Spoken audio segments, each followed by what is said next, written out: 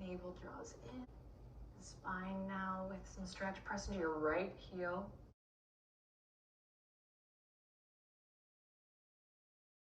Over, just a nice easy side body stretch here. Breathe in. Round through center and take it to the other side. And one more round on each side. Round. Nice work.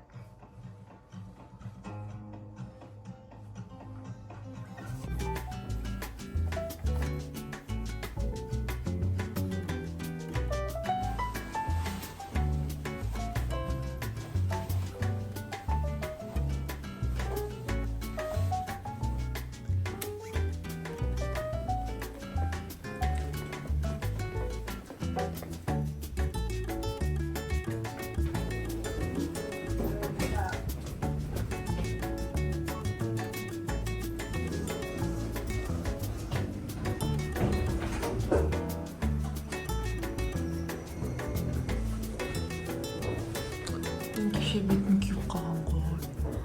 Кеше 2 сағат күн көзінде отырдым. Террасада. Тамақ жеп. Мен тұратын жатақхана өте суық.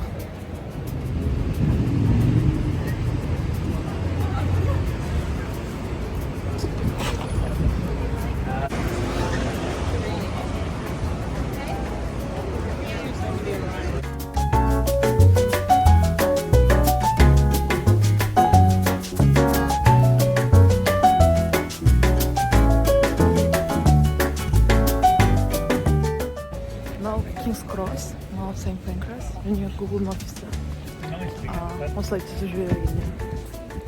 5 минуттық жерде.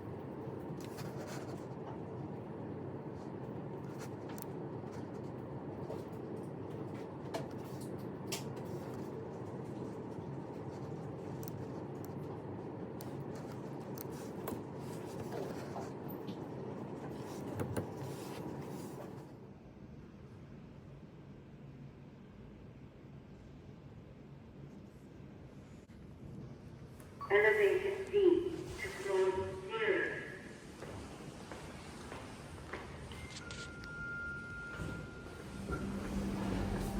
Going down.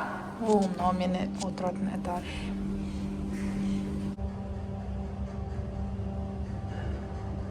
Floor 0.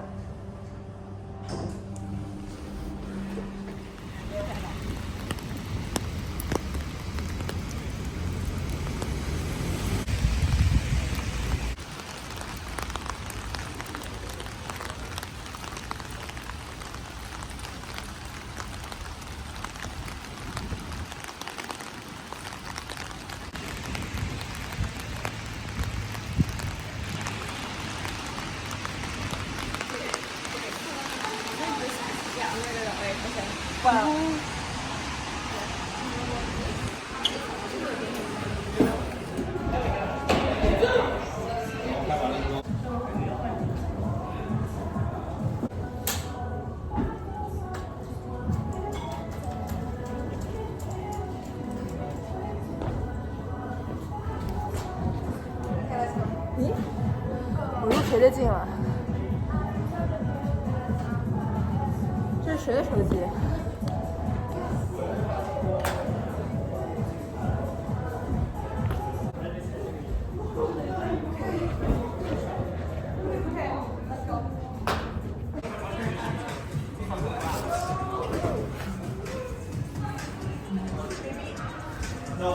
？Мен алғаш рет болдырыңққа жалғыз бардым. Және ол өте жақсы идея болды. Ешқандай ыңғайсыздық сезінбедім де. Одан кейін соңында ана қалған адамдар, біз жабылғанда шықтық. Қалған адамдар трекинг жасай бастады. Сол күшті болды. Бір медитация сияқты. Мен бүгін зонтик сатып алдым. Мен келе жатқанда қатты жаңбыр жауып тұрған. Алып шықтым. Жаңбырдың тек иісі бар.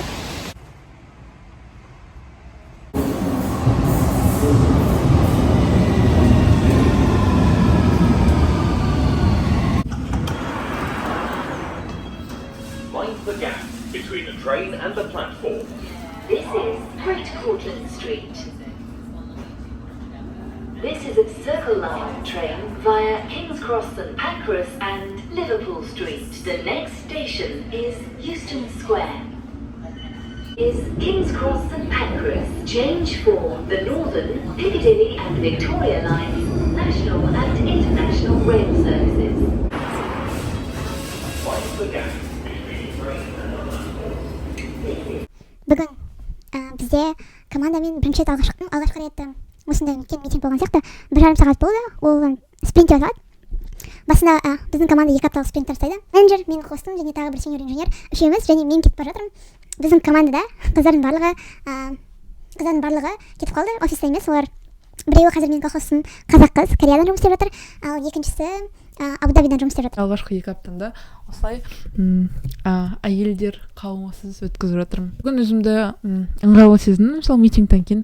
Одан кейін біз сәл жұмыс істедік те, сол сеньор инженер менің хостым үшеуміз ланч ішуге бардық. Айта алмаймын. Біздің әңгімеміз маған сондай ұнайды. Да, мен мысалы стажировкада хостыммен және ко-хостыммен біз аптасына 1 рет тамақ ішетінбіз. Одан кейін болды, біз оларды көрмейтін едік.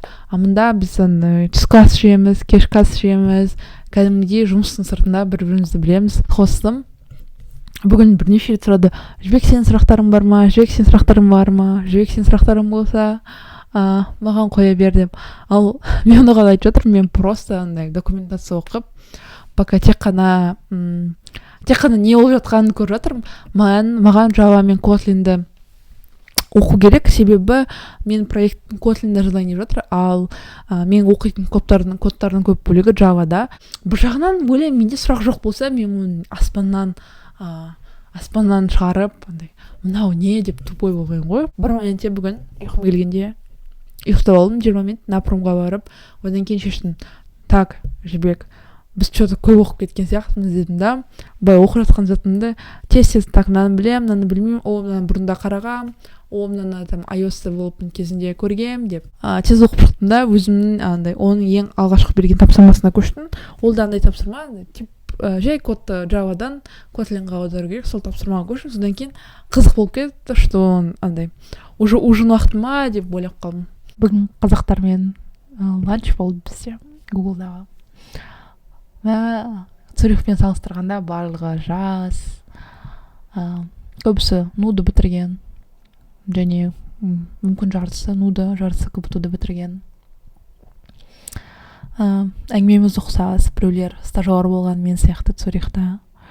Қызық парадигма байқадым. Столда отырамыз. Үлкен стол, бір 10 шақты адам отырған шығар.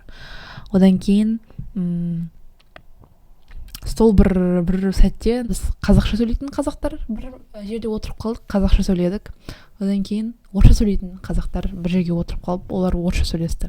Бүгін өзім бір задачамды бітірдім десе болады. Комменттер алдым, жауап бердім, және өзім проектіме көшейін деп жатырмын. Жұмыс істегім келіп жатыр. Одан кейін бүгін код жазған соң, программист ретінде код жазған мені оятады ұйқымнан. Бәрі документация оқып жатқанда, немесе проектпен танысып жатқанда, ол пассивті үйренуді Ал код жазып бастаганда шынымен проблемаларга кезиккенде сурактар пайда болгондо сол кезде шынымен үйрөнүү башталатын сезем. Бүгүн көп сурактар койгон сыяктын. Одан кийин командадагы башка адамга сурак койдум. Ол супер түшүндүрөт экен. Стажировка жасап жүрүп, сондай бир өмүр бою стажировка жасап кететін сыяктуу сезим болгон. Бирок бүгүн түшүндүм, Жибек, сен келесі жыл универ бітіреді екенсің ғой. Мен 3-ші курс бітіріппін ғой. Ары қарай мында келуім де мүмкін ғой деп. Соңғы стажировкам деп кепілдік бере алмаймын, бірақ болып қалуы да мүмкін.